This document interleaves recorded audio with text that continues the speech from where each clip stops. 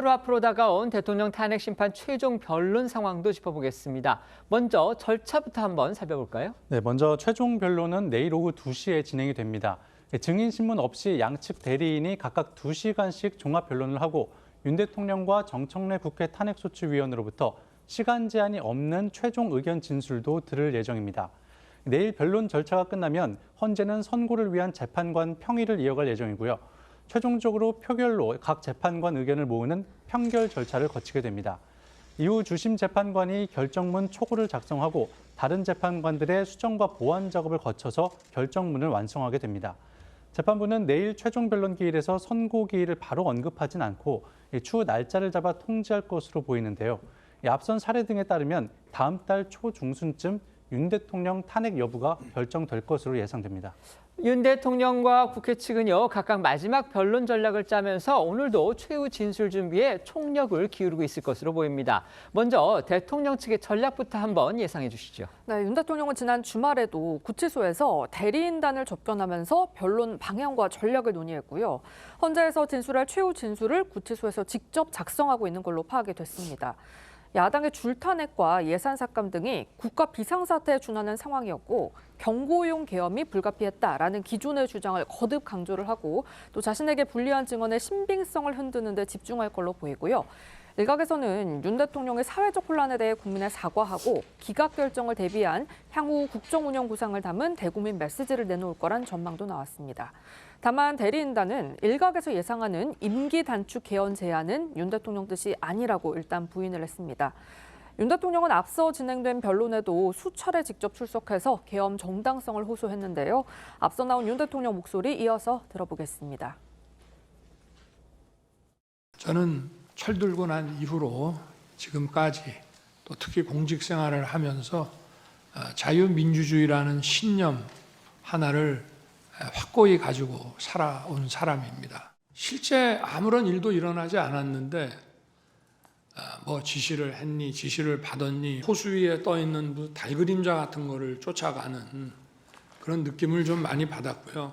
제가 이 계엄을 선포하기 전까지 무려 178회를 퇴진과 탄핵 요구를 했고요. 이거는 대단히 악의적인 거고. 국회 측은 어떤 전략을 세우고 있을까요? 네, 이 민주당을 중심으로 한 국회 이 탄핵소추단 측은요, 일단 공세를 펼치기보다는 탄핵 심판 의미 등을 설명하는 데 집중할 것으로 보입니다. 앞선 이 변론에서 핵심 쟁점은 충분히 다툰 만큼 이 탄핵 인용에 대한 사회적 공감대를 다지는 데 집중하겠다는 것으로 보이는데요. 이런 가운데 이 박찬대 민주당 원내대표는 오늘 오전 이 최고위 회의에서 헌재가 정리한 이 5가지 쟁점을 하나하나 꼽으면서 모두 위헌이고 위법이다 이렇게 주장을 했습니다. 헌재가 기각 결정을 하면 앞으로 어떤 대통령도 언제든 이 계엄령을 선포하고 또 정치인을 체포해도 괜찮은 나라가 될 텐데 헌재가 과연 그런 결정을 내리겠느냐 이렇게 목소리를 높였습니다. 사실상 입법권을 좌지우지하는 권력을 갖고 있는 원내 일당입니다. 그 당의 원내대표가 당의 공식 회의석상에서 특기에 따라서는 헌법재판소 판결문을 이렇게 쓰라 이런 식으로 가이드라인을 내놓는 것처럼 들리는 그런 발언을 한 것이어서 지금 논란의 대상이 되고 있는 겁니다.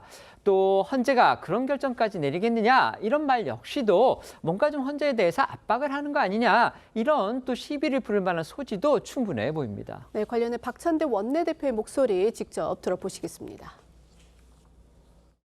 헌법재판소가 쟁점을 5가지로 정리했는데 모두 명백한 위헌, 위법입니다. 계엄 선포, 계엄 포고령 1호, 군대와 경찰을 동원한 국회 활동 방해, 영장 없는 중앙선관위 압수수색, 법조인 체포 지시가 그것입니다. 만일 헌법재판소가 기각 결정을 한다면 앞으로 어떤 대통령도 기분 나쁘면 언제든지 계엄령을 선포하고 군대를 동원해 정치인과 국민을 체포하고 살해해도 괜찮은 나라가 될 텐데 헌재가 과연 그런 결정을 내리겠습니까?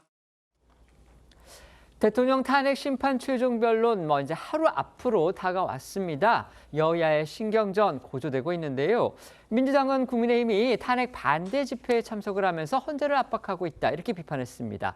반면에 국민의힘은 정작 민주당은 자신의 이름까지 걸고서 지금 탄핵 찬성 집회 주도하고 있는 거 아니냐 이렇게 지금 반박했습니다. 방금 앞서 들려드렸던 대로요. 박찬대 민주당 원내대표는 오늘 최고위 회의에서 이제 그 헌재가 지금 위법 위헌 5가지로 정리했다 이러면서 각 쟁점별로 어떻게 해서 윤 대통령이 파면이 돼야 하는지 그 이유를 또 낱낱 자세하게 또 아주 상세하게 일일이 설명을 했습니다. 이것 역시도 여당 입장에서 봤을 때는 이거는 또 다른 압박이 아니냐 지금 이런 비판이 나올 소지가 있어 보입니다. 이런 여야의 신경전 어떻게 보십니까? 이제 탄핵 심판은 여론에 영향을 받는 일종의 정치 재판의 성격이 있습니다. 그렇기 때문에 여당과 야당의 지지자들이 지금까지는 장외 집회에서 충분히 많은 이야기를 하고 많은 주장을 했다고 생각합니다.